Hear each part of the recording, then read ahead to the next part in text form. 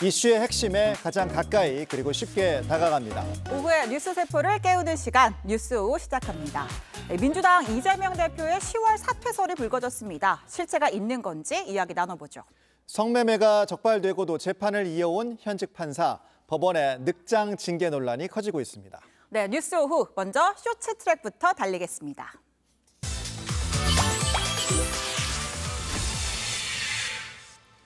첫 번째 트랙은 사람 잡는 폭염입니다. 오늘도 전국 대부분 지역에 폭염특보가 내려졌습니다. 한낮 체감 온도는 35도. 이번 달에만 최소 11명이 온열 질환으로 목숨을 잃었습니다. 이 온열 질환에 취약한 고령자가 대다수인데요. 대부분 밤일을 하러 나갔다가 변을 나간 것으로 추정되는데 과수원에서 발견된 80대 할머니의 경우 발견 당시 체온이 41.1도였다고 합니다. 폭염 속 야외 활동에 정말 각별한 주의가 필요합니다. 그렇습니다. 이제는 지구 온난화가 아닌 지구 열대화 시대라고 하죠. 미국에서는 곰이 주택가 수영장에 출몰하거나 선인장이 타 죽는 기현상까지 속출하고 있습니다. 곰이 수영장에 와요? 그렇습니다. 예. 불볕더위에 지친 야생곰이 이제 주택 수영장에 피난을 오는 그런 상황인 거죠. 지금 보면 한놈, 두식이, 석삼 총 3마리입니다. 네. 새끼들까지 데려왔는데 오죽 더웠으면 저랬을까 싶어요. 또 그런가 하면 훈련 시설을 향하던 경찰견들이 차 안에서 무더기로 폐사하는 사건도 일어났습니다. 에어컨이 고장난 화물칸에 실려 있었다고 하는데 당시 기온은 38도에 육박했습니다. 미국 기상청은 7월이 지구 역사상 가장 뜨거운 달이 될 거라고 경고했습니다. 자, 두 번째 트랙 갑니다. 피해자가 피해자에게입니다. 지난 24일 신림동 흉기 난동 사건 추모 현장에 남겨진 쪽지입니다. 어느 누구도 이해하지 못할 가슴 아픈 일, 아무런 도움이 되지 못해 죄송합니다. 부산 돌려차기 피해자. 네. 귀가하던 여성을 무차별 폭행한 부산 돌려차기 사건. 얼마 전 항소심에서 가해자에게 징역 20년이 선고가 됐죠. 이 사건과 신림동 사건에는 평소 일면식도 없는 이들을 대상으로 한 묻지마 범죄라는 공통점이 있습니다. 네, 그러니까 피해자가 피해자에게 전하는 위로인 거죠. 그렇죠. 한동훈 법무장관에게도 편지를 썼는데요. 피해자들이 당연한 걸 요구해야 하는 현실이 너무 슬프다. 피해자가 원치 않아도 반성을 이유로 형을 줄여주는 일은 없어야 한다면서 관련법 개정을 요청했습니다. 세 번째 픽은 중국판 슈퍼맨입니다. 5호 태풍 독수리가 중국 동남부 지역을 강타하면서 현재까지 150만 명 가까운 이재민이 발생했습니다. 자, 보시면 순식간에 아파트 단지를 덮치는 엄청난 양의 토사입니다. 이어서 구명조끼를 입은 주민들이 목까지 차오른 물을 헤치고 대피하고요. 역시 물바다가 된 도로 위 보시죠. 운전기사가 차를 급하게 세우더니 물살 속으로 달려나갑니다. 지금 바깥으로 나가는 모습이죠. 지금 상당히 위험한 상황인데 왜 네. 바깥으로 달려나가는 거죠? 빨간색 동그라미를 보시기 바랍니다. 물살에 휩쓸린 채 도로 위에 쓰러진 노인을 발견을 하고 나간 거죠. 네, 그러니까 노인이 도와달라면서 막 손을 흔드니까 네. 버스기사가 일체의 망설임도 없이 뛰쳐나간 겁니다. 길을 걷던 주변 사람들도 가세했고요. 다행히 모두 무사히 노인을 구출했습니다. 12년 만에 폭우 적색 경보를 발령한 중국 5호 태풍 독수리에 이어서 6호 태풍 카눈도 이번 주 중으로 중국 상하이 부근에 상륙할 걸로 예상됩니다. 세 번째 트랙은 쓰레기통으로 쏘기입니다. 보시죠. 인적이 드문 새벽, 여기는 미국 오하이오인데요. 은행 비상벨을 들고 출동한 경찰이 잠복 중입니다. 네, 바로 그때 보시면 천장이 열리더니 뭔가 검은 다리가 쏙 하고 나옵니다. 여기 보면 지금 사람이거든요. 네, 대롱대롱 매달리다가 쓰레기통으로 보십니까? 올인. 네. 이게 지금 범인이죠? 이게 무슨 상황이에요? 그렇죠. 그러니까 인과응보인 상황인데 예. 영화 속 한 장면처럼 이 강도가 탈출을 시도했다가 감옥 직행 쓰레기통에 쏙 빠진 거죠. 이건 뭐 나 잡아가세요 뭐 이렇게 하는 것 같은데요. 네네. 건조물 침입 금고털이 혐의로 현행범으로 체포됐습니다. 허탈한 최후를 맞이했습니다. 네, 오늘의 마지막 트랙입니다. 분노의 마이크. 네, 영화 분노의 질주는 압니다. 그런 거 아니고요. 예. 영화 아니고 Let's get it. 예. Drop the beat. 아. 예, 힙합이죠. 네, 거침없는 은행으로 미국판 센 언니로 불리는 래퍼 카디비입니다. 공연 중에 한 관객이 갑자기 물을 뿌리자 보셨나요? 들고 있던 마이크를 관객 속으로 냈다 던지는데 예. 표정 보시면 살벌하죠. 화가 났네요. 네, 그러니까 고성을 지르면서 막 분노하다가 결국 보안 요원이 관객을 끌고 나가면서 상황이 마무리됐습니다. 그렇군요. 이 카디비의 대응을 놓고 속 시원한 응징이다, 아니면 또 다른 관객이 다칠 수도 있지 않냐, 가했다, 반응이 엇갈리기도 합니다. 자, 지난달은요, 가수 비비 렉사가 공연 중에 날아온 휴대전화의 얼굴을 맞아서 눈썹 부위 봉합 수술을 받기도 했습니다. 멍자국이 아주 선명하네요. 2년 전에 아이유가 중국 콘서트 도중에 날아온 물병에 맞는 아찔한 순간도 있었거든요. 네. 공연은 즐기러 가는 거지 뭘 던지러 가는 게 아니니까요. 안전 관람이 제일 중요합니다. 네, 지금까지 쇼츠트랙 달려봤습니다. 자, 그리고 오늘도 본방사수 인증샷 이벤트 있습니다. TV나 유튜브, 온라인으로 본방사수 중인 모습을 인증샷 찍어서 보내주시면 추첨 통해서 매일 한 분께 영화표 2장을 보내드리고 있습니다. 네, 지금 이 아래 나가고 있는 뉴스오의 인스타그램 또는 이메일로 보내주시면 되고요. 발표는 매일 방송 마무리하니까 지금 당장 본방사수 중인 인증샷 고고 해주시면 됩니다. 이제 원룸으로 가시죠.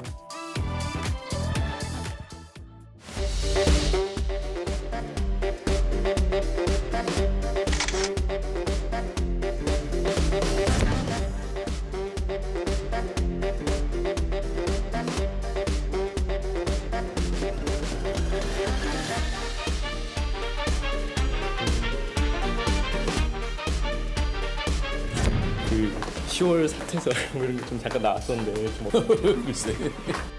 턱도 없는 찌라시 수준의 그냥 소설이다.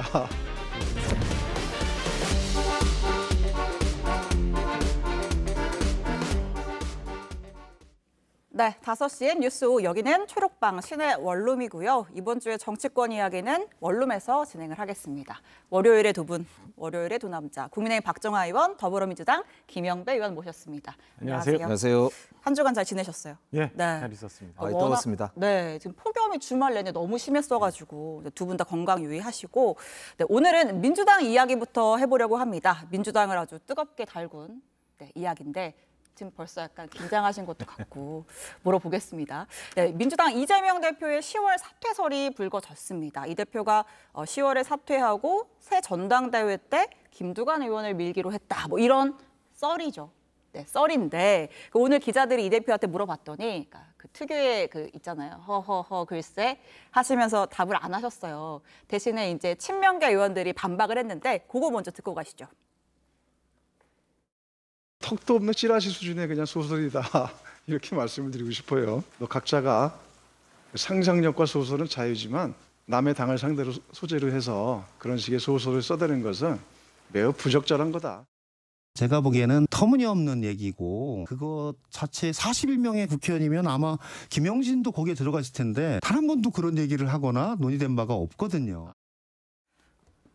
그러니까 지라시 수준의 소설이다. 그리고 의원 40명 놓고 말했는데 나 김영진 없는 데서 그런 얘기한 게 말이 되냐. 김영배 의원님은 들어보셨습니까? 이 가짜 뉴스예요. 전형적인 가짜 뉴스죠. 예. 이게 이제 우리 민주당이 약세로 간다 이런 네. 이야기가 있으니까 아마 이걸 타서 이렇게 뭔가를 만들어낸 이야기 아닌가 이런 생각이 좀 들고요. 네. 특히 이제 이재명 대표도 허허 그랬다는데 네. 아까 저런 이야기 들으면서 사실 황당한 이야기. 아까 어이가 없어서 나온 네. 허허인가요? 그렇습니다. 그럼 뭐 들었다는 사람도 주위에 혹시 없으셨어요? 사실 이제 솔직히 이재명 대표가 자리를 내놔야 된다 이런 주장이 당내에 있는 게 사실이잖아요. 예. 그리고 이제 다양한 의견들이 있는 것도 사실입니다. 네. 공당이라는 게 늘 이제 그런 이야기가 있죠. 네. 근데 그게 이제 10월 달로 특정이 되고 특히 누가 한다. 그래서 김두관 의원이 거명된 걸 보면서 특히 그게 전당대회까지 연결이 되니까 아이고 저건 완전히 소설이구나라고 이제 저도 봤죠. 그러니까 다음 이제 대표 당사자로 지목된 김두관 의원도 나도 처음 들어본다 부인을 하더라고요. 그러니까 김두관 의원도 굉장히 황당할 거예요. 곤혹스러운 게 네. 본인이 퍼뜨린 거 아니냐 이런 이야기를 들을 수도 있잖아요. 이게 그렇죠. 그러니까 본인도 굉장히 얼마나 당황스럽겠어요. 원래 지난번 전당대회도 나왔다가 그때 그렇습니다. 이제 김두관 단일화를 의원님도 하셨잖아요. 우리 민주당이 아시다시피 아주 중요한 보배잖아요. 예. 진짜 몇 명 안 되는 그 영남의 주자 중에 한 그렇죠. 분인데, 네. 저는 그래서 오히려 영남에 있는 김두관 의원 같은 분들을 미리 이렇게 좀 이렇게 뭐라 그러나 싹을 좀 이렇게 죽이려고 하는 오히려 약간 계획된 음모 아니냐 뭐 이런 생각도 들 정도였어요. 지금 뭐 음모라는 표현을 쓰셨는데 그러니까 일단은 이게 처음 나온 게 사실 여당 발의라고 해도 될까요? 그러니까 어쨌든 그러니까 여당의 몸을 담으셨던 이제 현 평론가 분께서 하신 말씀이라서 그런 출처도 좀 주목을 해야 됩니까? 저도 굉장히 이례적이었어요. 보통 이런 이야기는 이제 민주당에 정통한 사람들이 하기 마련인데 예. 이게 이제 여당 측에 가깝다는 분이 말씀을 먼저 하시고 네. 하니까 그 언론에서 막 키웠잖아요. 네. 그러니까 그런 모습을 보면서 좀 이상하다. 이게 다른 무슨 의도가 있나? 네. 이런 생각을 안 할 수가 없더라고요. 아, 어떤 의도가 좀 있는 걸로 보인다. 근데 뭐 말씀하셨다시피 당내에서 사퇴 이야기가 전혀 안 나왔던 건 아니고 또 지난번 체포 동의안 표결 때도 조금 그런 얘기가 있었고요. 그래서 네. 사실 우리 당에 이제 여러 의견들이 있지 않습니까? 네, 네. 그리고 이제 늘 공당이라는 거는 네. 시끄럽게 마련입니다. 살아있는 정당이니까. 예, 그렇죠. 예. 그러나 결정은 어쨌든 네. 이재명 대표 현직에 계시기 때문에 네. 당 대표 중심으로 결정이 되거든요. 그렇기 때문에 저는 뭐 이러쿵저러쿵 이야기가 나오는 게 오히려 그만큼 민주당이 잘 되길 바라는 국민들의 아, 예, 예. 또 심정이 또 깔려 있는 거 아닌가 이런 점에서 보면 저희들이 더 잘해야 되겠구나 이런 생각도 들었어요. 네, 알겠습니다. 김영배 의원님은 가짜 뉴스라고 하셨고, 근데 뭐 시점도 좀 구체적으로 얘기가 나왔는데 박정화 의원님도 가짜 뉴스라고 보십니까? 뭐 근거가 충분치는 않은 것 같아요. 네. 충분치는 않은 것 같은데 그 김영배 의원님 말씀 주신 것처럼 장성철 소장께서 민주당이 잘 됐으면 하는 바람에서 했던 얘기 아닌가 싶은데 오죽하면 그런데 이제 이재명 대표가 처음 대표로 당선된 이후부터 지금까지 당신이 갖고 있는 이 리더십의 위기는 풀어지지가 않고 있는 거잖아요. 지금 뭐 10월 사퇴설 나왔습니다만 조금 있으면은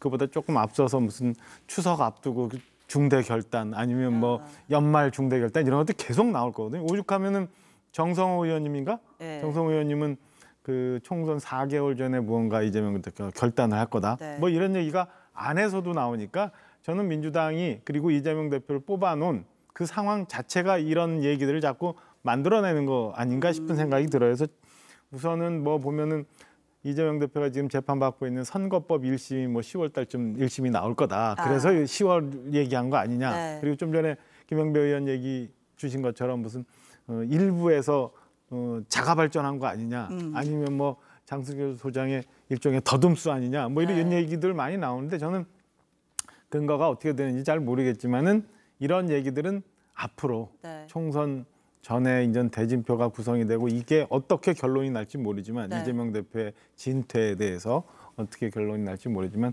계속 나올 수밖에 없는 민주당의 숙명적인 숙제다 이렇게 생각해요. 그래서 이번 국면 지나고 나면 또 나올 거예요. 11월 뭐 사퇴설, 12월 사퇴설, 구정천 뭐 이런 이재명 것까지 대표에 대해서 여당 측에서 관심을 많이 가져주는 건 참 좋은데 애정을 갖고 있어서 그러니까 애정이 있으면 좀 불러서 대통령께서 좀 만나고 아, 좀 이렇게 여야 만나고. 그러니까 김기현 용산도 대표도 좀 가고, 이 네. 야당 대표를 좀 존중해가지고 좀 네. 밥도 먹고 말입니다. 네. 어려우면 짜고 같이 하지 좀. 않았나요? 한 번? 아 근데 그게 이제 네. 겨우 어떻게 해서 한 번 본 거잖아요. 네. 사실은 여당 대표쯤 되면은 그래도 야당 대표니까 얼마나 사실은 할 말도 많고 어려움도 많겠습니까? 이럴 때 오히려 정말 당 대표답게 좀 이렇게 상대방 존중해주고 오히려 그런 관심을 가져줘야지. 언제 물러나냐 이런 걸 가지고 이제 이렇게 좀 여당 측에서 즐기는 듯 희희낙낙해주고 즐기는 거 아니에요? 야 이게 좀 너무 심한 것 같아요. 안돼 저기 이게 마음이 아파가지고 잘 됐으면 하는 바람에서 드리는 말씀이고 그다음에 알겠습니다. 대표끼리 뭐 만난다고 뭐가 해결이 되는 거 아니죠? 180석 갖고 계신 분들께서 자꾸 이게 뭐 아니, 그래도 일이 여- 있을 때마다 뭐 이렇게 네. 저기 도와주시지 못하고 자꾸 탄핵 그- 얘기하고 막 이러면 얘기가 안 되죠. 두 대표가 김기현 대표 휴가 들어갔고 제가 듣기로 이재명 대표 내일부터 휴가라고 하는데 휴가 중에 뭐 두 분이 한번 전화 통화라도 그러니까 어떤 대승적인 대의를 위한 통화라도 한번 하시면 제가 좋을 것 이재명 같다는- 대표한테 꼭 전해드릴게요. 아, 네, 꼭 말씀 전달 네, 부탁드리겠습니다. 그래서 진짜 전화라도 한번 하도록. 알겠습니다. 네. 네, 저희가 뭐 지금 뭐 얘기를 했는데, 그러니까 지금 뭐 이런 얘기가 사실 도는 게 연말까지도 계속 돌 거고 총선 전까지도 얘기가 돌 거고 하는 얘기가 나온 게 좀 민주당 상황이 그닥 녹록지 않지 않기 때문 아니냐 뭐 이런 얘기도 있거든요. 그래서 저희가 여론조사 결과를 하나 준비를 했습니다. 네, 지금 보시는 게 이제 갤럽 조사 결과고요. 전화 인터뷰를 통한 조사 결과입니다. 보시면 7월 4주차에 29%, 그러니까 윤석열 정부 들어서 처음으로 민주당에서 20%, 뭐 29%지만 네, 지지율이 나왔고요. 또 다른 조사도 있습니다. 오늘 나온 리얼미터 조사는 방식이 자동응답인데 2주 전보다 0.1%포인트 오른 이거 좀 차이가 많이 나요. 44.3%. 여기는 이제 민주당이 훨씬 더 높게 나온 조사입니다. 어쨌든 이제 뭐 두 조사 결과가 좀 엇갈리긴 하지만 뭐 민주당이 최근 이렇게 막 썰썰썰이 돌고 좀 혼란이 있는 게 약간 뭐 대표의 리더십에 문제가 있는 거 아니냐 그런 지적을 박정아 의원님이 해주신 거죠.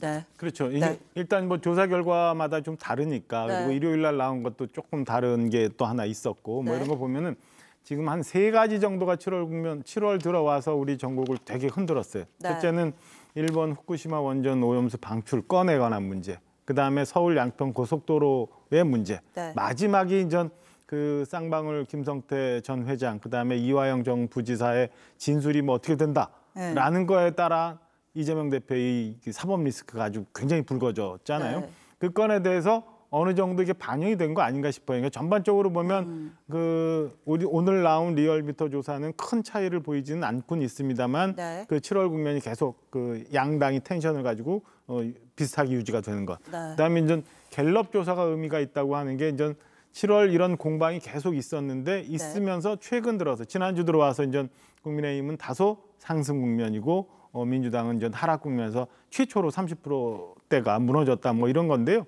글쎄 한번 지켜봐야 됩니다만은 네. 저는 이렇게 이런저런 공방이 계속 있는 상황에서도 만약에 갤럽 조사가 조금 더 나온 거라면 저는 민주당이 현재 있는 그 전국을 운영하는 방식이나 네. 아니면 이재명 대표가 갖고 있는 사법 리스크에 대해서 국민들이 전반적으로 좀 이제는 직접적으로 걱정하는 국면으로 가고 있는 건 아닌가라는 생각이 좀 들어요. 이게 사실은 저도 좀 걱정스러운 점은 그런 거예요. 대선의 연장의 2차전 아니냐. 예. 그러니까 비호감과 비호감이 부딪히는. 그래서 국민들이 볼 때는 양쪽 다 똑같다. 그러니까 국정 운영에 너무 실망스러운데 특혜도 있는 것 같고 대통령실이 도대체 왜 저러나 이런 생각하면서도 민주당에 대해서는 썩 그렇게 마음을 네. 다 주기 어려운 이런 이제 모습. 이게 이제 지금 여론조사에서 반영되는 모습인 것 같아서 네. 뭐 이재명 대표뿐만 아니라 저희 박광원 대표를 비롯해서 저희들도 굉장히 사실 고민도 많고 예. 또 어떻게 헤쳐가야 하나 이런 걸 이제 많이 고민도 하고 있습니다. 근데 저는 여기서 이제 우리가 좀 주목할 거는 국민들께서 그래도 보면 현명하신 게 이렇게 시소 널뛰기를 하는 것 같지만은 그래도 여전히 윤석열 정부에 대해서는 상당히 비판적 입장을 견지를 하고 계시고 다음 총선에서는 어쨌든 야당이 견제를 해야 된다. 이것에 네. 대해서 상당히 무게를 실어주고 있는 여론조사들이 꽤 많이 나오거든요. 네. 그러니까 그걸 봐서는 저 민주당이 정신 차리면 되겠다. 네. 그래서 이 여름 잘 저희 넘기고 네. 이제 본격적으로 이제 가을부터는 찬바람이 불면 네. 예 저희들이 좀 국민들한테 사랑을 받아야 되지 않을까. 가을 야구하듯이 민주당이 맞습니다. 가을에 달리는 겁니까? 이제 찬바람 불면 네. 저희들이 잘할 수 있다. 근데 또 다른 의미의 찬바람이 또 민주당에 어떤 거요? 지금 뭐 지난주에 사실 김영배 의원님이 이 질문을 이렇게 조금 피해 가셔가지고 제가 다시 한번 여쭤보려고요. 그러니까 민주당 이재명 대표에 대한 체포동의안 국회로 안 넘어올 것이다라고 하셨는데 넘어올 가능성이 다들 많다고 관측을 하는데 지금 보니까 수사가 백현동까지 발표 나오는 거 봐서는 네. 넘어올 가능성이 있어 보입니다. 네. 그래서 이제 지금 저희들은 어쨌든 체포동의안이 오면 이제 정상적인 이제 검찰의 활동이다라고 네. 한다면 피해가지 않겠다라고 이미 천명을 했기 때문에요. 네. 그거는 저희들은 원칙을 지킬 거다 이렇게 말씀을 드리고요. 네. 이게 이제 검찰이 정치를 하질 않고 네. 정말 사법적으로 좀 제대로 저는 한다면 영장이 날라오는 내용을 저희들이 보고 예. 검토를 우선 하겠습니다. 그리고 만약에 이제 누가 봐도 이 부분은 사법적 판단이 이제 필요하다라고 되는 정도 수준이라면 당연히 저희들은 네. 뭐 체포동의안에 당당히 표결로 응해야 되지 않을까라고 생각을 하고 있는데요. 네.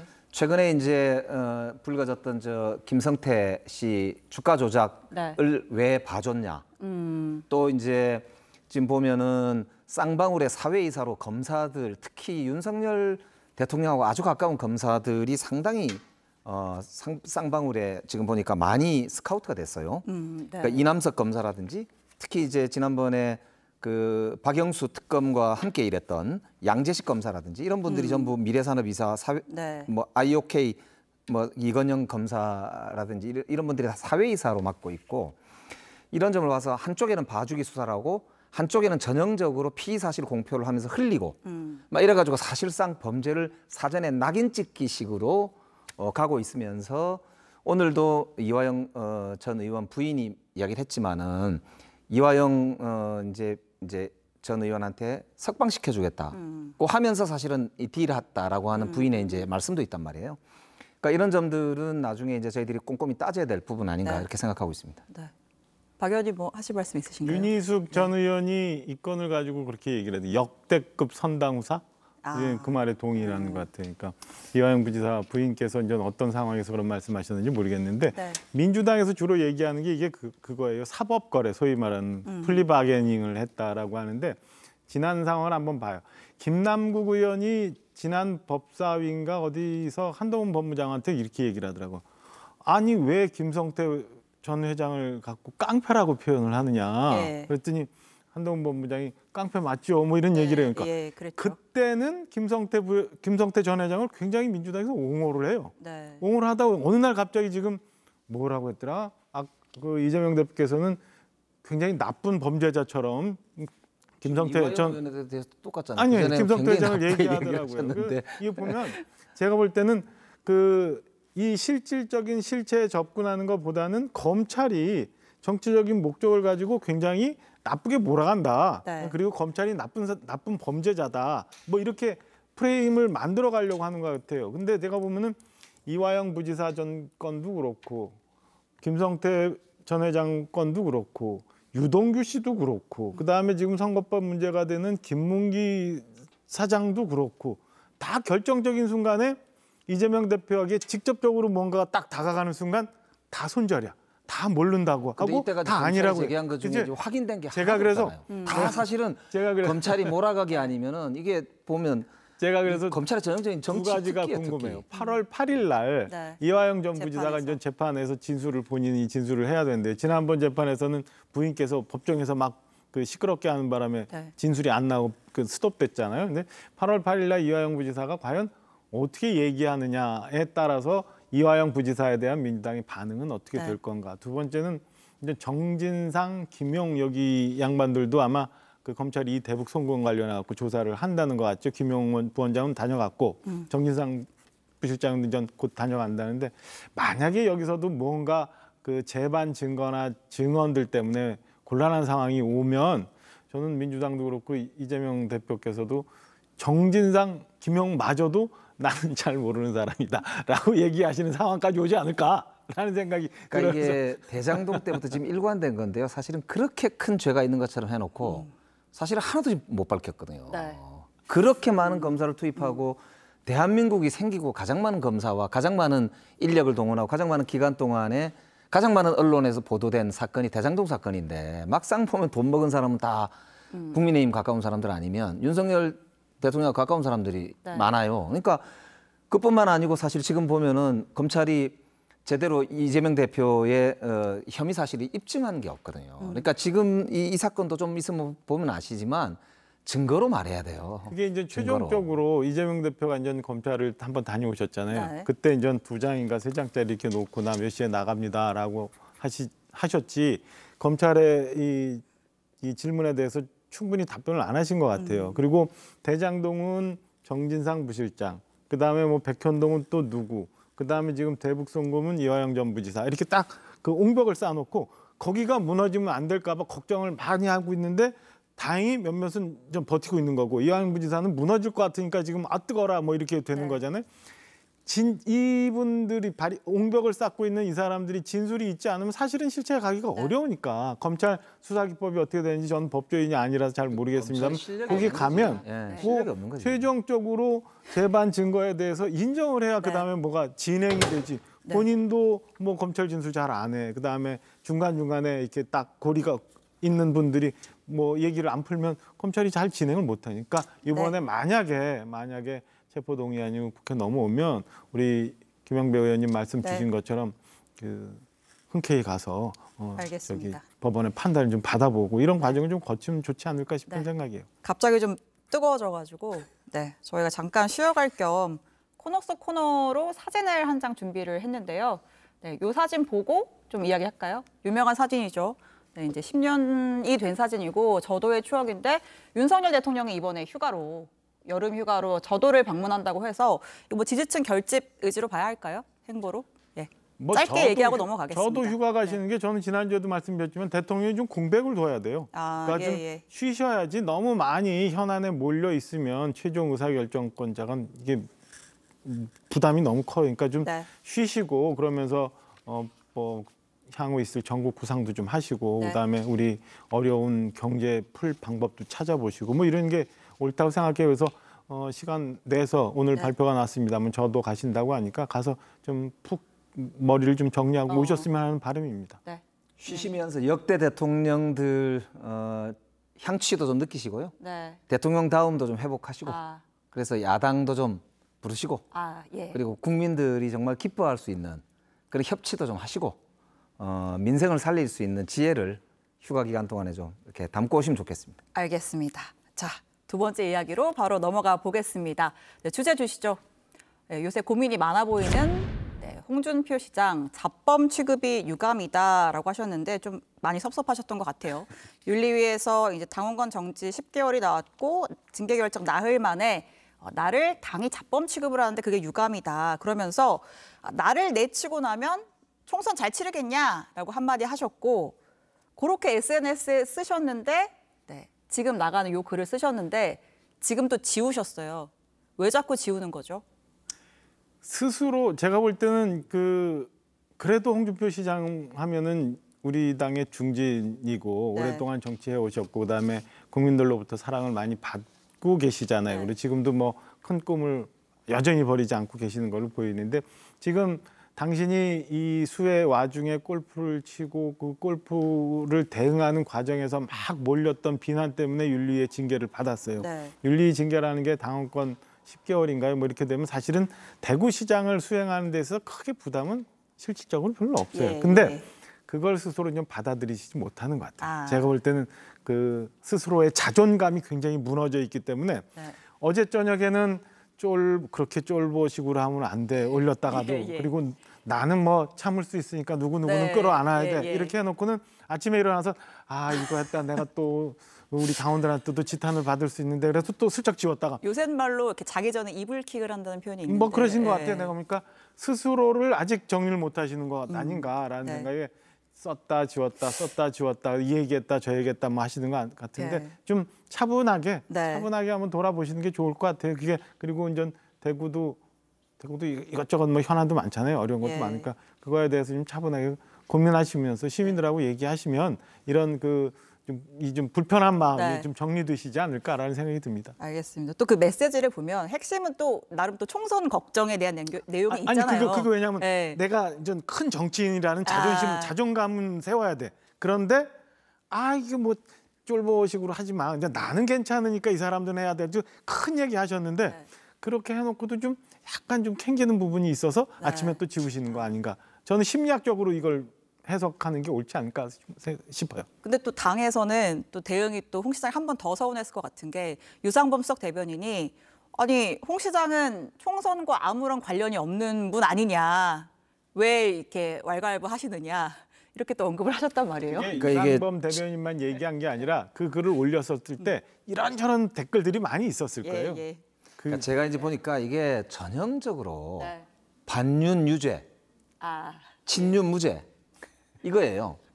그러니까 이제 보면은 왜 전당대회 할 때도 윤석열 대통령하고 조금 반대되는 데는 쫓아내거나 자르거나 막아버리거나 아주 찍어서 공격해버리. 그러니까 이게 이제 이번 홍 시장 문제도 사실 홍준표 시장께서 뭐 제가 보기에는 공직자로서 그렇게 잘한 건 없어요. 비판받아서 저는 마땅하다고 보는데 그러나 그렇다고 해서 당원권 10개월이면 조금 엄청나게 무거운 징계거든요. 그렇죠. 중징계죠. 그렇습니다. 그리고 유상범 대변인 말대로 총선에 별로 관계가 없는 사람이라면은 총선 앞두고 있는데 별로 관계 없는 사람은 왜 저렇게 중징계를 합니까? 저거는 조금이라도 윤 대통령의 심기 경호를 하려고 하는 당의 분위기 이걸 반영한다고 저는 보는데 이게 국민의힘에서는 제일 큰 아킬레스가 저는 될 거라고 봅니다. 그래서 사실은 뭐 수해 앞두고 우리가 국민들 마음을 어지럽게 한다는 차원에서 보면은 뭐 홍 시장님도 반성하는 게 옳고요. 그러나 국민의힘 분위기 보면 아이고 저렇게 해갖고는 국민들의 마음을 얻기 힘들다. 좀 너무 심하다. 잘못도 했지만 또 이렇게 유인심이 또 반영이 됐다. 뭐. 저는 그렇게 보여요. 네, 저 마지막 질문 하나 드리겠습니다. 오늘 그 홍 시장 페이스북 글 올라오고 나서 유승민 전 의원님이 나는 어차피 공천 못 받는데 왜 나를 끼워드느냐 이런 식으로 또 말씀을 하셨어요. 유승민 전 의원님이랑 친분이 좀 깊으시잖아요. 옛날에 개혁 예. 보수한다고 바른정당 같이 했었죠. 예. 유승민 전 의원님 진짜 공천 못 받나요? 저는 그렇게 생각지 않아요. 그러니까 지금부터 유승민 대표나 이준석 전 대표나 본인들이 어떻게 하기에 달린 것 아닌가, 그게 제일 중요한 요소라고 보고요. 두 번째는 받게 해주세요.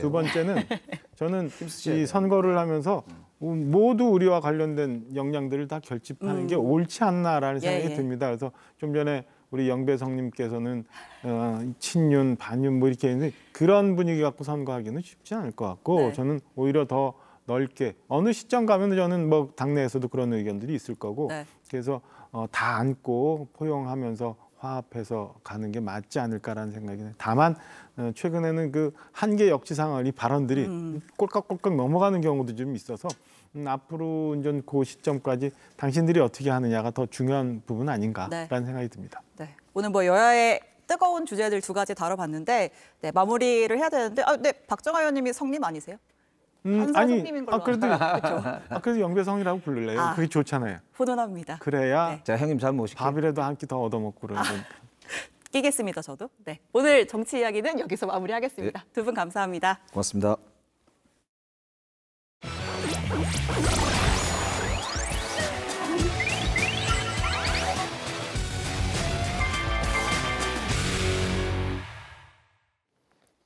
네, 세상 모든 이슈를 풀어보는 이슈 언박싱. 오늘 풀어볼 얘기는요. 6년 동안 100명입니다. 조사를 해보니까 전국의 선생님들 가운데 극단적인 선택을 한 교사들이 지난 6년 동안 100명이나 된다는 겁니다.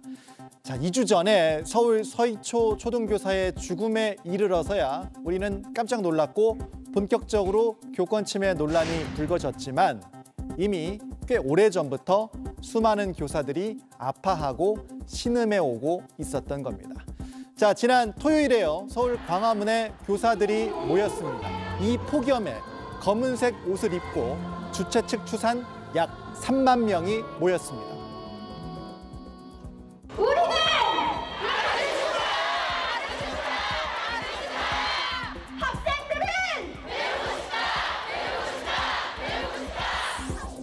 예고 없이 교실로 찾아와 항의하는 환한 얼굴, 밤낮을 가리지 않고 폭언을 해대는 목소리, 교장실에 쫓아가 교사의 자질을 운운하며 담임 교체를 요구하던 언행들이 환각과 환청이 되어 저를 괴롭혔고 사망한 서희초 교사를 추모하고 공교육 정상화를 위한 집회였습니다. 그리고 이 집회에서는 나도 극단적인 선택을 시도했었다는 교사의 증언, 과거 사례들이 언급이 됐습니다. 2017년에는 정년 퇴임을 한 학기 앞둔 원로 교사가 학부모 민원으로 생을 마감하셨습니다. 그리고 조사를 해보니까 정말 많은 안타까운 상황이 실제 많이 있었던 거죠. 국내임 정경희 의원실이 전국 17개 시도교육청에서 취합한 교육부 자료입니다. 2018년부터 지난 6월까지 6년 동안 공립 초중고 교원 100명이 극단적 선택으로 사망을 했고 이 중 절반이 넘는 57명이 초등학교 교사였습니다. 그러면 이유가 무엇인가? 왜 이런 상황이 벌어진 건가? 그런데 70명이 원인 불명입니다. 그리고 우울증과 공황장애가 16명이었고요. 그간 우리 사회가 교사들의 죽음을 놓고 그저 원인 불명이라고 하면서 외면해 왔던 게 아닌가 하는 생각도 듭니다. 이제는 정말 현실을 똑바로 바라봐야겠죠. 자, 그리고 오늘 경찰이 설명한 서희초 교사 사건 수사 속보 보도도 정리를 좀 해보겠습니다. 학생들 사이에 있었던 이른바 연필 사건으로 서희초 교사가 악성 민원에 시달렸다는 의혹, 이걸 경찰이 수사 중이죠. 서울경찰청 관계자는 사건이 발생한 12일부터 고인이 사망한 18일까지 교사와 학부모 사이에 통화가 수차례 있었다고 설명을 했습니다. 다만 경찰은 유족과 학부모 측의 입장을 고려해서 정확한 연락 횟수는 공개하지 않기로 했는데요. 연필 사건 이전 통화 내역, 업무용 메신저 통화, 그리고 교내 유선 전화 통화 내역도 조사 중인 상황입니다. 이 사건도 계속 주목해서 살펴보도록 하겠습니다. 오늘 이슈 언박싱은 여기까지 풀어봤고요. 계속해서 본방사수 이벤트 다시 한번 알려드립니다. 지금 TV나 유튜브로 뉴스 오 보고 계신 모습을 인증샷 찍어 보내주시면 추첨 통해서 영화 티켓 2장 보내드립니다. 인스타그램이나 이메일로 보내주시면 됩니다. 방송 끝날 때 당첨자 공개하겠습니다.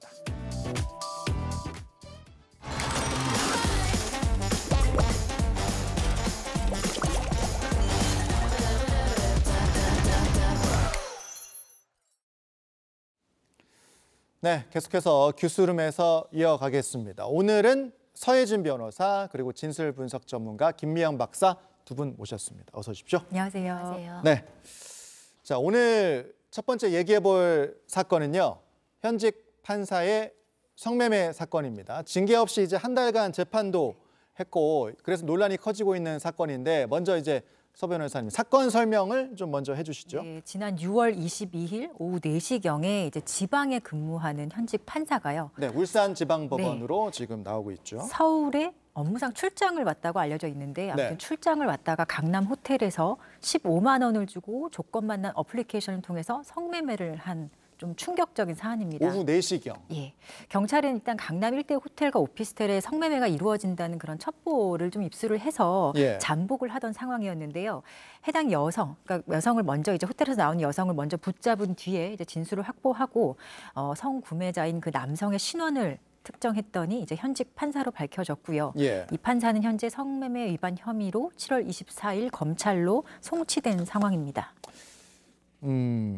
그러니까 서울로 출장을 왔다가 대낮에 이제 조건 만남 앱을 이용해서 벌어진 그런 사건이에요. 근데 이제 이 사건 이후에 계속해서 재판을 해왔던 이런 부분들이 계속 논란이 되고 있는 건데 일단 그 얘기는 조금 이따 하고 그런데 이 판사가 이제 최근에 10년 동안에 성매매 재판에 이제 관여한 게 최소 10건 이상 그리고 이제 성매매, 성추행 등 이제 성범죄에 대해서도 유죄를 선고했고 그래서 이제 판결문들이 많이 이제 보도가 됐습니다. 보면 이제 여성의 상품화, 사회적 해악이다 이런 질책도 했는데 어떤 판결들이 좀 있었습니까? 네, 이 A 판사가 소속된 재판부의 판결문인데요. 그 판결문의 내용을 보면 피고인들은 여성의 성을 상품화해서 스마트폰 앱에 광고글을 올려서 불법 행위를 유발했다. 그러니까 여성의 성을 상품화하는 그런 행위를 이제 유발했다라는 부분이고요.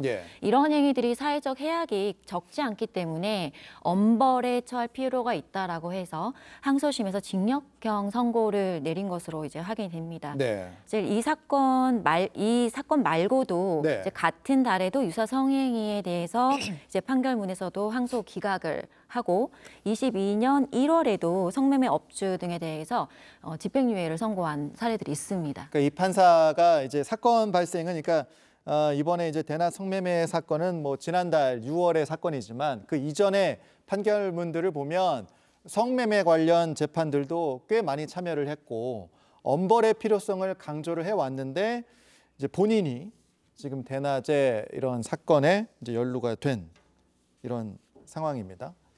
자, 그리고 이제 앞서 말씀드린 것처럼 이제 더 논란이 되는 건 경찰에 적발이 됐어요. 그리고 난 이후에도 재판을 한 달 정도는 지금 했다는 거잖아요. 어떤 재판들을 좀 했습니까? 지금 이 판사가 재판하는 것은 이제 형사 재판을 하고 있어요. 그래서 사실상 이제 이 울산지방법원이 최초로 이 경찰로부터 이 사람의 수사 개시 통보를 받은 시점이 7월 17일이라고 하거든요. 7월 17일. 그러니까 경찰은 일단 7월 11일에 우편으로 이제 보냈다라고 설명을 하고 일단 법원에선 7월 17일에 접수했다. 이게 지금 공식 설명이에요. 네, 보통은 그 수사 개시 통보는 뭐 바로 하지는 않고 어느 정도 피의자 진술이라든지 이런 것들을 좀 확보한 후에 소속 기관에 보내는 게 일반적인데요. 사실 이 경우에는 당사자인 이 현직 판사 지금 피의자 신분이잖아요. 네. 이 사람이 자신의 근무하는 법원에 내가 지금 이런 혐의로 조사받고 있다. 네. 이렇게 먼저 얘기하지 않으면 사실상 법원이 먼저 알 수 있는 방법은 없었을 수도 있습니다. 그러니까 지금 보면 이제 정황상 자신이 이런 혐의를 받고 있다, 이런 사건에 연루돼 있다, 성매매 사건에 처해 있다 이런 얘기를 지금 안 한 상황으로 보이는 거죠. 네, 일단 그렇게 추정할 수 있고 예. 법원도 공식적으로 이제 경찰의 우편 수사 개시 통보를 통해서 17일 날 7월 17일에 최초로 인지한 것이 아닐까 네. 이렇게 입장문을 통해서 알 수 있는데요. 네. 법원은 이 이후에 통보받은 직후에 휴정기 이후인 8월부터 형사재판 업무를 맡기지 않았다 이렇게 설명을 하고 있는데요. 예. 사실상 법원이 7월 17일에 인지한 이후부터 그 8월 직전까지는 또 이 사람이 형사재판 업무에 임했던 것으로 지금 보여집니다. 네. 그러니까 한 일주일, 열흘 정도는 더 형사재판은 실제로 투입이 됐던 거고요. 네. 8월부터 아예 재판에서 배제되는 것이 아니라 예. 형사재판에서 배제될 뿐 민사 신청 업무를 담당한다라고 울산지방법원이 밝혔습니다. 예. 근데 어쨌든 이 휴정기가 지금 법원 같은 경우는 7월 마지막 주와 8월 첫째 주가 보통 휴정기인데요. 법원도 지금 쉬는 기간이잖아요. 쉬는 여름 휴가 기간이- 7말 8초에 많이 쉬니까요. 네. 근데 휴정기 직전에 만약에 이 사람을 형사재판에서 직접적으로 바로 배제한다면 휴정기 직전에 밀려있는 사건 처리 이런 것의 기일도 막 변경해야 되고 좀 복잡하잖아요. 네. 그런 부분 때문에 절차적 혼란을 좀 최소화하기 위해서 어쩔 수 없이 그 기간 동안에는 그냥 그대로 재판 업무에 투입시켰다라는 얘기로 지금 보여집니다. 지금 화면에도 나오는데 이제 대법원의 입장을 다시 한번 정리를 해드리면 7월 17일에 사건을 인지를 했다는 거예요. 그래서 이제 8월부터는 형사재판을 맡지 않도록 할 계획이었는데 다만 이제 일부 사건들의 경우에 뭐 기일 변경을 할 수 없다든가 형사 사건의 특성을 고려해서 일부 사건은 다만 맡았다.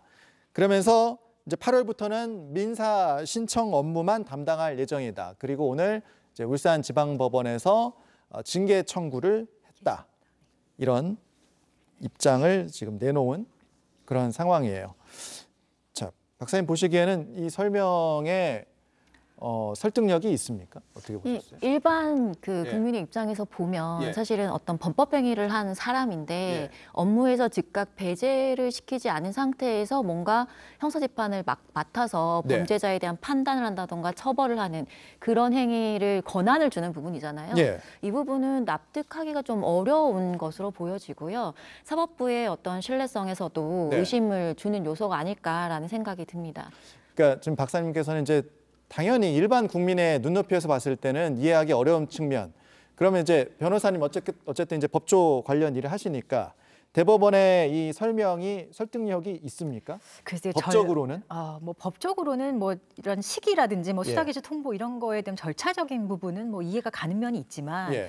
사실 그 이 사람의 이런 그 심지어 지금 형사재판을 담당하고 있잖아요. 네. 말 그대로 재판을 통해서 국가 형벌권을 행사하고 있는 현직 판사인데 네. 이런 그 현행법 법률 위반 사실 그것도 성매매 법률 위반 사실이 지금 확인이 된 상황이면 네.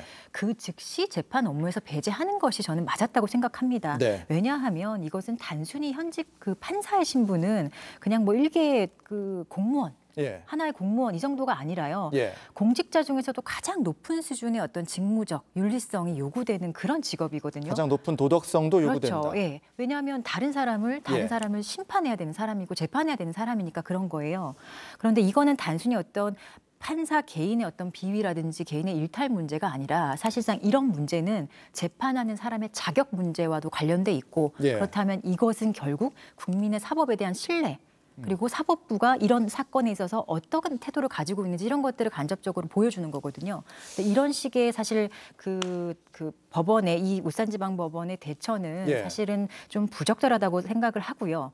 그렇다면 민사 신청 업무는 이 사람에게도 맡겨도 그러니까 되는 건지. 그거 여쭤보고 싶었어요. 예. 민사 신청 업무를 담당하는 건 그럼 이건 적절하냐? 그러니까 저도 이 부분이 뭐 예. 형사재판 배제만으로 이 사람에 대한 어떤 이런 지금 잠시의 징계가 있기 전까지 이 상황이 해결될 것인가. 예. 민사 신청 업무도 과연 이 맡기는 게 정당한 일인가. 예. 이거는 법원이 더 고민해봐야 될 필요가 있다고 생각을 합니다. 이건 사실 부적절하죠. 네. 민사 사건도 원고와 피고가 있는 것이고요. 그러니까요. 어쨌든 그 사건에 대한 최종 판단은 판사가 하는 거기서도 것인데. 잘잘못을 가려야 예. 되잖아요. 그런 판사에 대해서 신뢰할 수 있을까요? 원고와 예. 피고가요?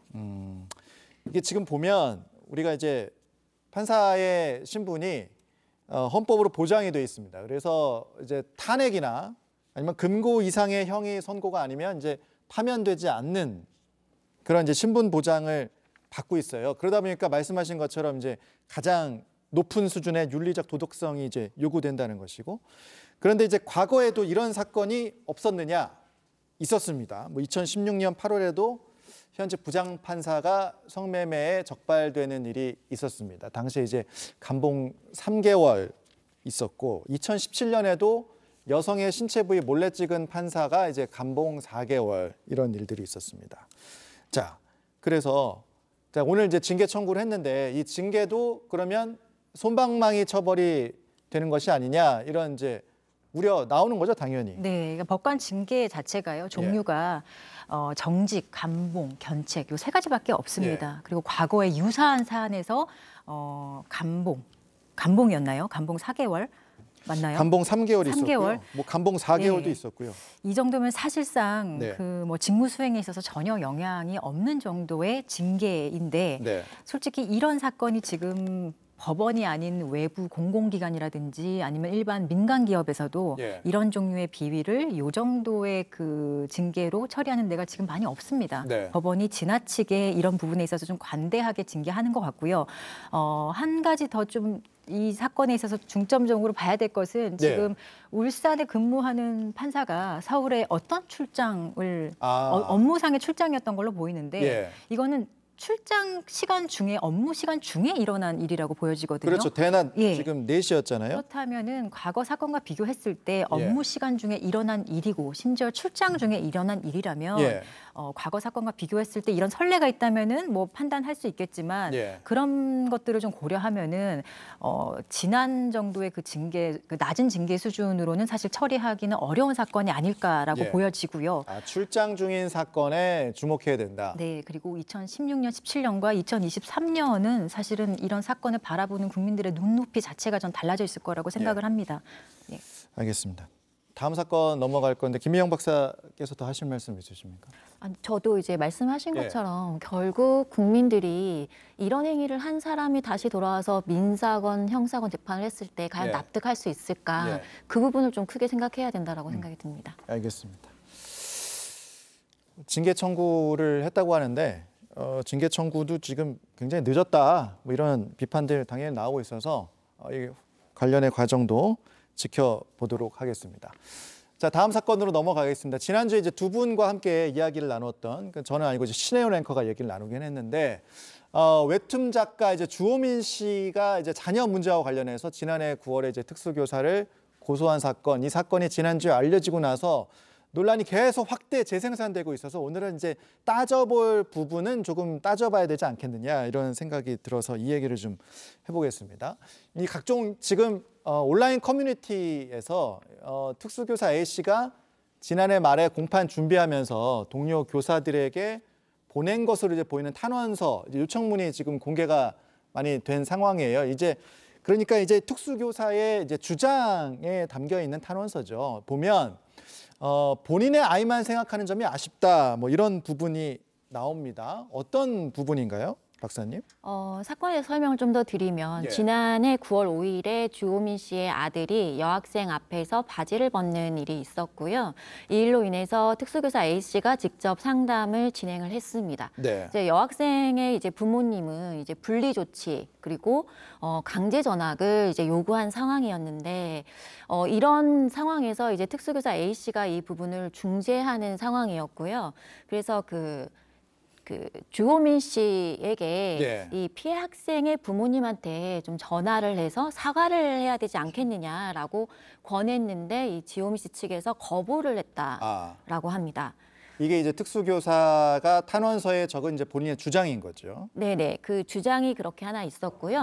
두 번째는 이 일이 있고 난 다음에 전교생을 대상으로 이제 성교육을 하는 상황이었는데 주호민 씨 측에서 이제 그 성교육 강사를 본인이 섭외한 강사로 이제 성교육을 할 수 있도록 해달라고 해서 전교생이 받는 이제 성교육이었는데 그 해당 학년만 주호민 씨가 섭외한 강사로 이제 성교육을 받았다라고 합니다. 일단 지금 이제 크게 이제 두 가지 내용들의 이제 보도가 좀 쏟아지고 있는 그런 상황이었고요.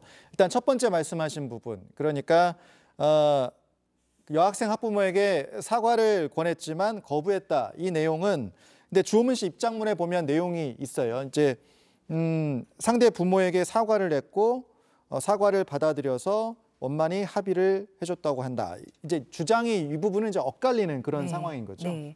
그러니까 한 사람은 지금 주호민 씨는 사과하고 합의를 다 원만히 했다라고 하고 이 특수교사 A 측에서는 사과해야 된다고 말을 건했는데 그거를 거부했다 이렇게 얘기를 하기 때문에 지금 완전히 이 부분도 서로 다른 얘기를 하고 있거든요.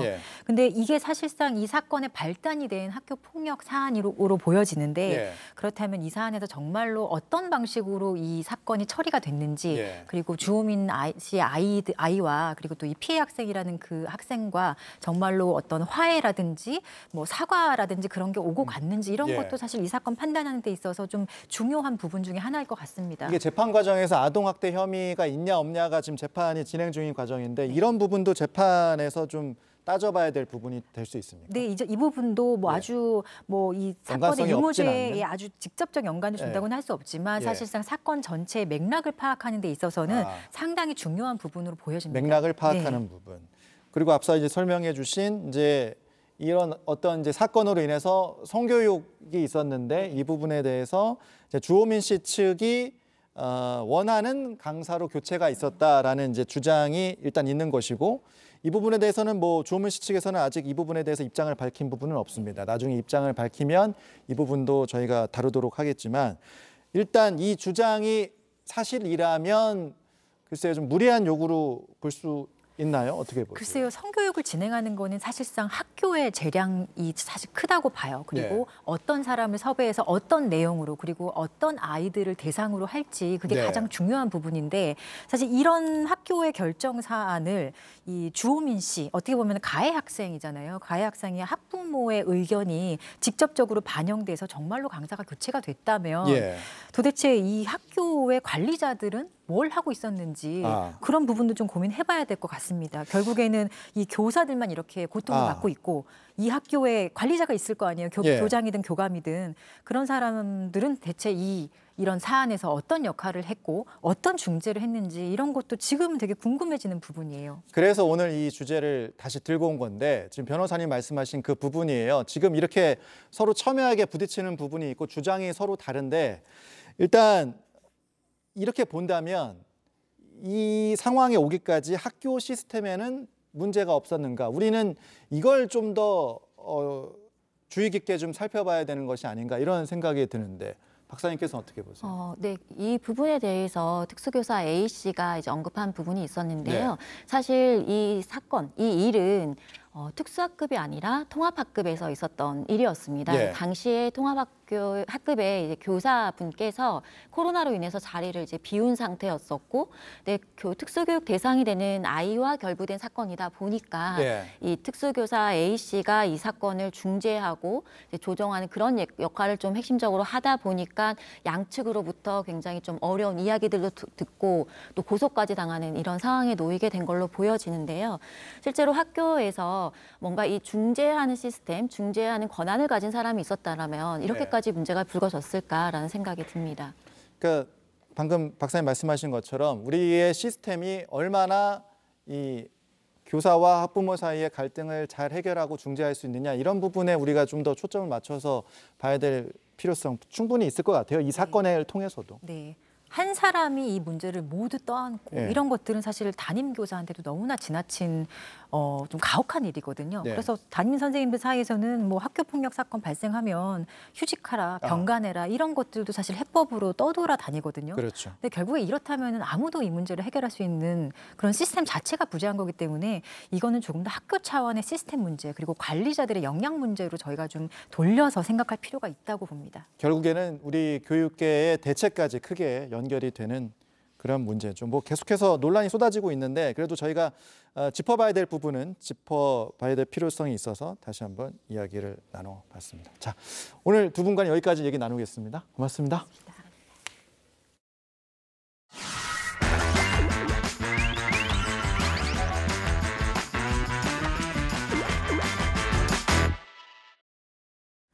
네, 보니 당근입니다. 5시에 뭐 보니 뉴스 보니. 네, 오늘도 가보고 들어보고 만나보는 여도현 기자와 함께 하겠습니다. 네, 안녕하세요. 보니 여도현 기자입니다.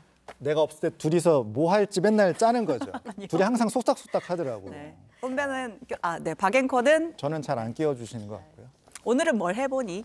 오늘은 가본입니다. 가보니. 네. 어딜 갔다 왔죠? 세운상가 공중보행로로 가봤습니다. 공중보행로 그런 게 있었어요? 네, 이게 종묘부터 세운상가 쭉 이어서 이제 진양상가까지 1km 정도 되는 길을 이은 보행로인데요. 네. 2016년에 박원순 서울시장 때 세운상가 주변 보존을 위해서 만들어진 보행로입니다. 이게 지난해 7월에 개통됐었습니다. 이 사진 보니까 본 기억이 납니다. 저기 드라마도 좀 찍지 않았어요, 여기서? 네, 본 기억이 나요. 유명한 드라마를 촬영했었는데요. 저기가 아무래도 노후화가 되기도 했고 그래서 통행량도 늘리고 또 상권 활성화도 해보겠다면서 1,000억 원 이상 세금을 들여서 만들었습니다. 돈이 꽤 들어갔네요. 네, 그런데 이게 막상 효과가 별로 없다 이런 지적들이 있어서 직접 가봤습니다. 네, 좋습니다. 바로 보겠습니다. 세운상가 공중보행로 가본입니다.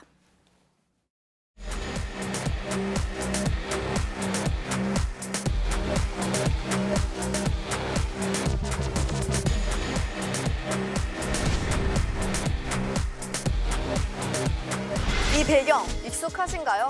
이 드라마에도 나온 공중보행로인데요. 이 만드는데 1,000억 원 이상 들어가고 길이도 1km가 넘는다고 하는데 보시는 것처럼 오가는 사람은 없습니다. 이거 왜 만든 걸까요?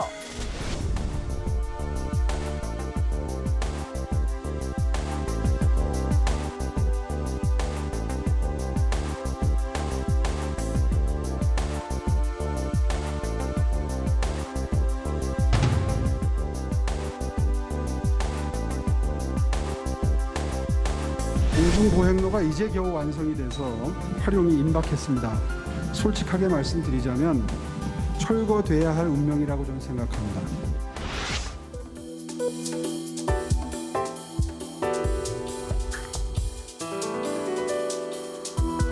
네, 되게 거리 자체가 썰렁한 것 같습니다.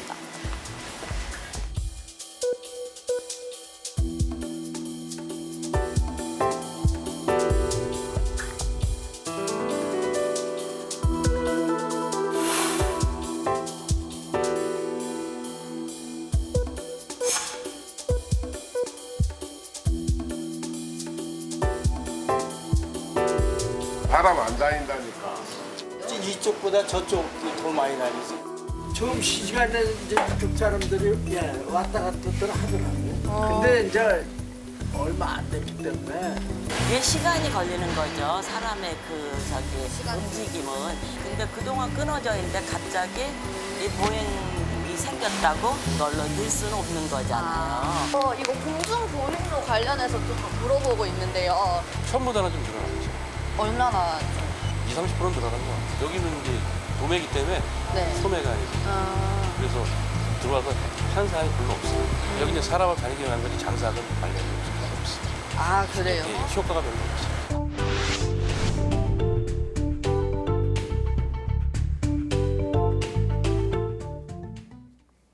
저 선글라스는 지난주 Y2K 때 썼던 선글라스 다른 제품입니다. 다른 거예요? 네. 비슷해 보여서 알겠습니다.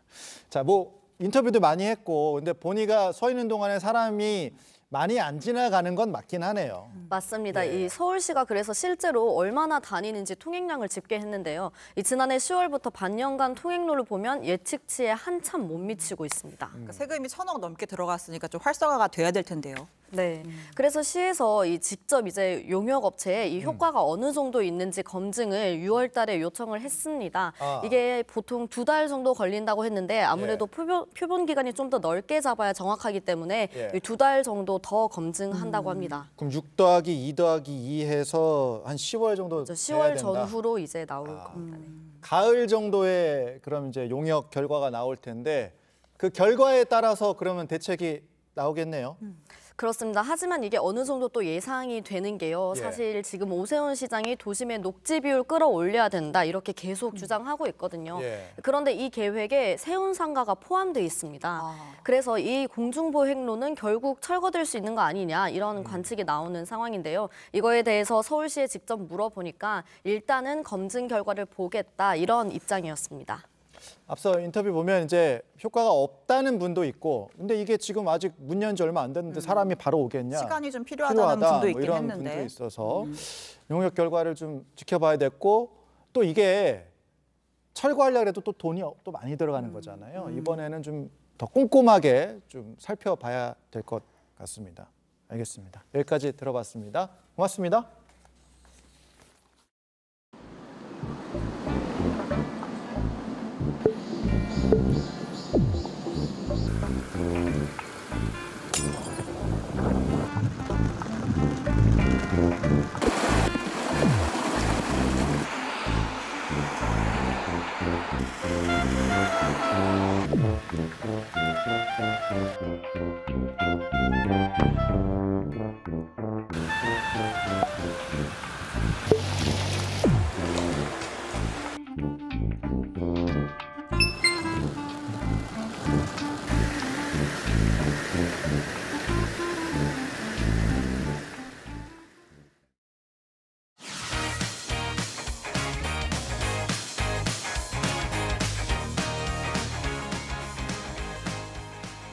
뉴스의 마지막을 장식하는 코너, 오늘 온라인에서 가장 핫한 키워드 소개하는 코너입니다. 네, 오키도키요. 오후의 키워드 오키입니다. 한국인사이트 연구소 팀장 전민기 빅데이터 전문가 나오셨습니다. 어서 오십시오. 반갑습니다. 전민기입니다. 네, 상암동 오시는 길 안 힘드셨어요? 폭염 때문에. 밖에 날씨가 어때요 지금? 지금 굉장히 더워요. 물론 제가 차로 오긴 했지만. 네, 오시다 팀장님 쓰러지실까 봐 걱정을 좀 했습니다. 진짜예요? 예, 예. 고맙습니다. 예.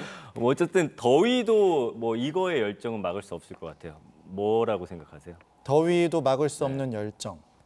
전 그런 건 없다고 생각합니다. 네, 그래요. 더우면 전 처지기 때문에 열정이 전 살아나지 않던데 더우면. 저는 근데- 일에 대한 열정이 사그라들지 않더라고요. 아, 그래요? 예. 윗분들이 이력이요? 많이 보시나요? 네. 이력이에요? 네. 예, 바로 인증샷입니다. 네. 제 아내도 어제 보니까 인증샷을 뭐 여기저기 많이 찍어요. 어디 가나 덥더라도. 이 연관어 보면 뭐 데스밸리, 살인더위, 55도 뭐 등등등의 단어들이 보여지고 있습니다. 예. 근데 지금 저희가 웃으면서 얘기하지만 네. 지금 써 있어요. 살인더위. 웃을 때가 아니거든요. 근데 여기서 지금 무슨 인증샷을 찍는다는 거예요? 그렇죠. 예.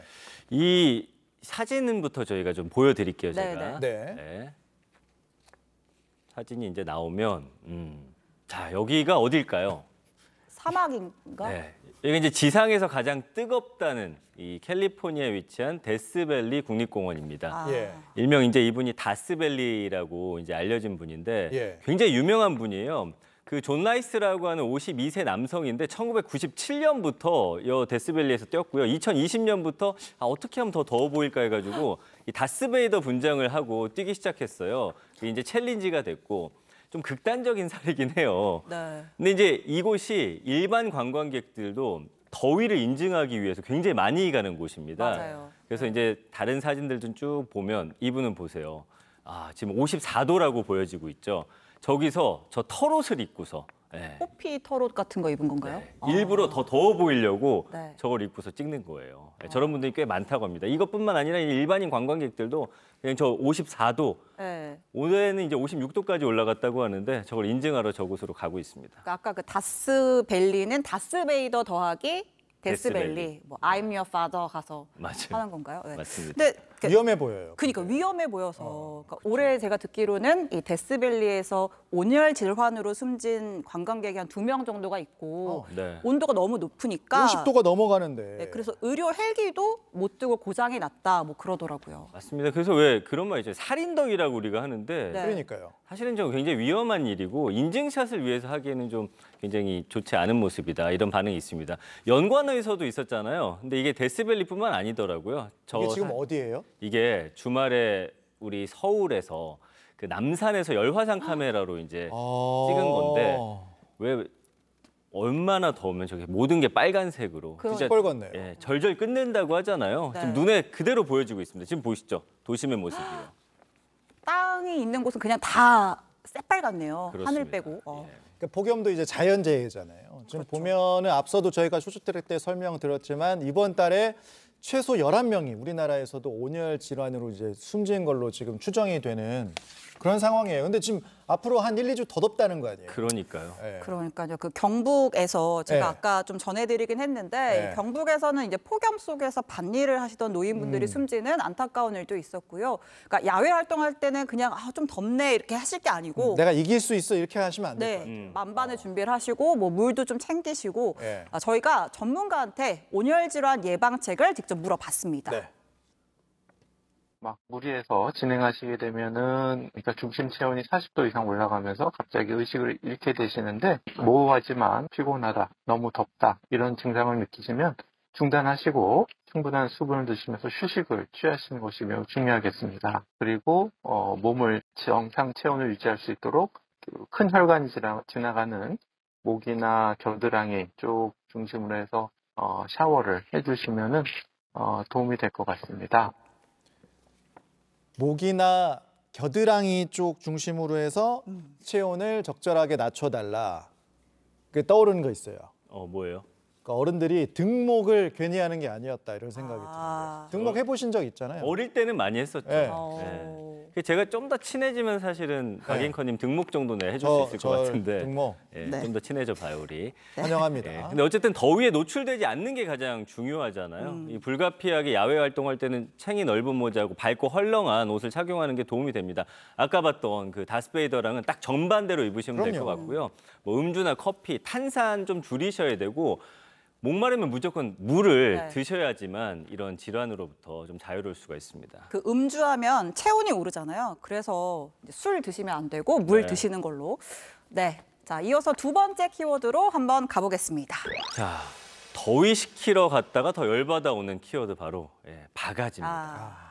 네. 그 연관을 쭉 보면은 뭐 자릿세도 나오고 순대, 슬러시, 파라솔, 숙소 이런 단어들이 있거든요. 가격과 함께 보여지고 있죠. 이거 잘 적어놨네요. 키워드가 메뉴판 같다. 이거 우리 작가가 잘 적어놨네요. 보니까 지금 2만 원, 2만 원, 8천 원, 10만 원, 50만 원. 네. 가격이 좀 너무해요. 순대 2만 원은 와. 그렇죠. 예. 그 올해 이제 강릉 단오제에서 팔린 예. 그 2만 원짜리 순대가 지금 보세요. 딱 저 한 접시 조만큼인데 2만 원에 팔렸다는 거죠. 그리고 강릉에 유명한 해수욕장 있죠. 양양 장교리 해수욕장인데 파라솔 펴는 데만 10만 원을 내야 된다는 거예요. 그래서 피서철마다 바가지 요금 논란이 있는데 올해도 마찬가지입니다. 그러니까 여기 이제 사진 보시면 뭐 시간당 5만 원 돼 있고 텐트 15만 원, 카라반 20만 원, 차박하는데 15만 원, 파라솔 10만 원. 가히 좀 충격적이다라는 반응이 많습니다. 진짜 비싸네요. 네. 양양 얘기하셨는데 요새 양양 해수욕장이 한반도의 발리, 서핑의 성지로 꼽히는데 근데 예전에는 안 그랬던 것 같은데 요새는 그 서핑하는 사람들 이렇게 바닷가에 이렇게 막 앉아 있는데 개인 돗자리값 자릿세 막 2만 원씩 받는다고 하더라고요. 서핑 해본 적이 있나 봐요? 저는 좀 좋아합니다. 아 그래요? 예. 오, 수영도 잘하나 봐요. 서핑의 파도를 좋아합니다. 예. 어쨌든 지난주에 우리 국내 1위 휴가지가 강원도였잖아요. 근데 이제 양양뿐만 아니라 속초 해수욕장도 그렇다고 합니다. 이 4도짜리 가져가서 사실은 내가 까는데 이거 자릿세를 내야 되느냐라는 반응이 많고요. 고물가에 사실은 휴가비 좀 아끼려고 돗자리까지 챙겨왔는데 야 이거 돈 내라고 하는 건 좀 너무하다 이런 반응이 상당히 많더라고요. 근데 이제 이런 얘기 들으면 안 내면 되잖아. 이렇게 생각할 수 있잖아요. 라고 생각하는 분들이 사실 많아서 박앵커처럼 생각하는 분이 많아서 제가 직접 한번 알아봤습니다. 그러셨어요? 그래요? 네. 일단은 해수욕장이 공유지인 거는 맞아요. 근데 이제 1년 내내 하는 게 아니라 해수욕장의 개장 기간이라는 게 그렇죠. 있잖아요. 언제 개장했다고 막 뉴스 나오잖아요. 그렇죠. 근데 그 개장 기간에는 마을 주민들에게 운영을 위탁을 합니다. 그래서 이제 주민들이 인건비, 청소비 명목으로 자릿세를 받는 거예요.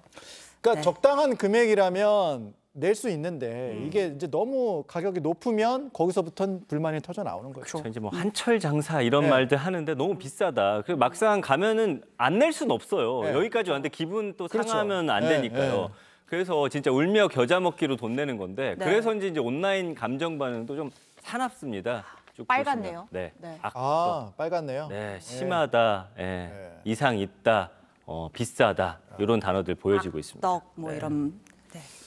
바가지 키워드 이제 좀 안 보면 좋을 것 같은데 뭐 여름마다 계속 뭐 축제 때마다 반복이 됩니다. 그러다 보니까 바가지라는 단어가 꾸준히 언급량이 많은 키워드입니다. 네. 그래서 내년 여름에 한번 다시 좀 조사를 해봐야 될 것 같은데 그때도 뭐 반응이 크게 다르진 않을 것 같다는 예상을 해볼 수가 그때도 있겠네요. 오키를 하고 계실 거라고 확신하십니까? 저는 자신 있습니다. 예, 아, 예. 그럼요. 자신 있습니다. 두 분은 바뀔 수도 있고. 농담이에요. 네. 같이 합니다. 미워할 거예요. 마지막 키워드 보겠습니다. 네, 이번엔 역대급 콘서트 이야기. 바로 콘서트라는 키워드입니다. 네. 테일러 스위프트, 뭐 규모 2.3, 뭐 펀플레이션 이런 단어들 쭉 보여지죠. 네. 일단은 연관어를 보면은 네. 우리나라 콘서트 얘기 시작은 아닌 것 같아요. 테일러 스위프트가 있어서. 보이죠. 네. 그 미국의 엄청 유명한 팝스타 알고 계실 거예요. 요새 엄청 잘 나가는 팝스타라고. 알고 있네. 공부하셨나? 예. 어쨌든 미국 그 대표적 디바인데 지금 미국 전국을 돌면서 콘서트를 하고 있습니다. 지난주 시애틀에서 공연했는데 지진 관측소에서 규모 2.3 규모의 지진이 감지가 됐어요. 그래서 지진학자들이 분석을 했는데 지진이 아니라 팬들이 노래에 맞춰서 춤춘 게 관측소에서 잡혔다는 거예요. 도대체 어떤 춤을 어떻게 췄길래? 아니 근데 화면 봐도 뭐 진도가 나올 만한데요. 사람 너무 많은데요. 바로 그 사람이 많았기 때문에 7만 명이 모였대요. 근데 이제 땅만 들썩인 게 아니라 경제도 들썩였다고 합니다. 네. 연관어에 이제 스위프트 노믹스라는 단어가 있는데 네, 네. 미국에서 공연하는 곳마다 이제 팬들이 몰리면서 스위프트가 투어를 한 지역은 코로나19 이전 수준으로 경제가 회복이 됐대요. 안표 한 장이 얼마라고 좀 예상이 되세요? 한 100만 원 하나요? 저는 한 50만 원. 그것도 비싼데 네. 수천만 원에 입각했다고 합니다. 그래서 월스트리트 저널이 이런 평을 남겼어요. 팬들에게는 더 이상 돈이 문제가 아니다. 단순히 티켓을 구할 수 있느냐 없느냐의 문제다. 신조어까지 생겼어요. 이제 펀플레이션이라고. 펀플레이션은 뭐예요? 이 펀플레이션은 그러니까 재미를 위해서는 지갑을 가차없이 여는 이런 단어입니다. 네.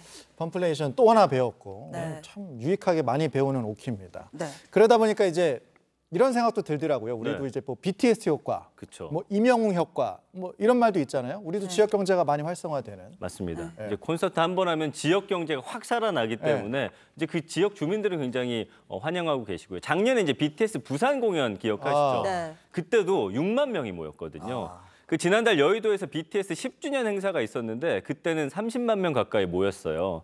그래서 아이돌 콘서트 투어 하잖아요. 그럼 기본 모이는 사람들이 100만 명 단위. 정말 대단한 수치입니다. 정말. 네. 네, 그래서 이제 방탄소년단 월드 투어로 206만 명을 모아온 적이 있어요. 그래서 전 세계 62회 공연했고 총 200만 명이 넘는 관객을 동원하면서 야 진짜 대단한 BTS 효과구나 이런 말들을 하고 있습니다. 조만간 우리 BTS도 진도 2.3 기록을 깰 수 있는 한 진도 한 2.5 정도 할 수 있는 콘서트를 할 수 있기를 좀 기대를 해보면서 오늘은 여기까지 얘기를 좀 듣도록 하겠습니다. 네, 감사합니다. 고맙습니다. 더운데 조심하세요. 네, 조심히 갈게요. 네, 뉴스 오늘 준비한 소식 여기까지고요. 본방사수 인증샷 이벤트 오늘도 당첨자 발표 들어갑니다. 네, 오늘 행운의 주인공은요. 인스타그램 아이디 진유비 님입니다. 맞나요? 네, 진유비. 병원에서 한 달째 입원 중인데 퇴원하고 방송을 보고 싶다고 하시면서 인증샷 보내주셨습니다. 정말 감사하고요. 영화 티켓 2장 받으실 주소를 이메일로 보내주시면 되겠습니다. 내일도 본방사수 인증샷 이벤트 계속됩니다. 건강하시길 바랍니다. 그리고 유성아 님이 뉴스 오후 응원 메시지를 보내주셔서 소개를 드릴게요. 지난주 금요일에 보니가 Y2K 패션 소개를 했잖아요. 보면서 2000년대 대학생 시절이 떠올랐다. 새로운 뉴스 코너 더 재미를 느낄 수 있어서 좋아요 라고 해주셨습니다. 정말 고맙습니다. 네, 저희는 여러분들을 응원해드리고 싶으니까요. 가족에게 또는 친구에게 전하고 싶은 말 모두 좋습니다. 인스타그램, 이메일로 여러분의 소중한 일상을 공유해주세요. 네, 내일 다시 뵙겠습니다. 고맙습니다.